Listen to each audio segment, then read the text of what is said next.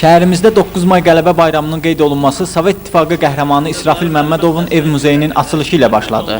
Tədbirdə şəhərin rəhbər orqanlarının işçiləri iştirak edirdi. Açılışdan sonra tədbir iştirakçıları qəhrəmanın qəbrini ziyarət etdilər. Orada onun yaxın qohumunun dediyi sözlər bizi heyrətə gətirdi.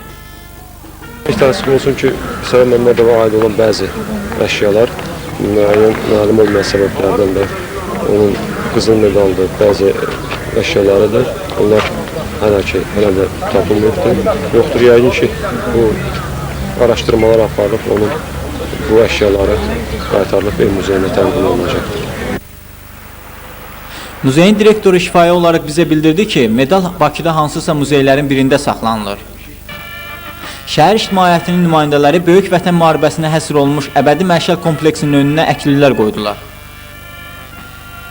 Bizim də hərbçilər ananı sevən kimi vətəni də sevməlidirlər.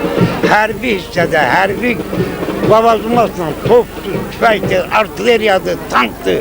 Bunlarla yaxşı tanış olmalıdırlar ki, cəbhədə olanda ağır vəziyyətdə onlardan istifadə etməyi bacarsın.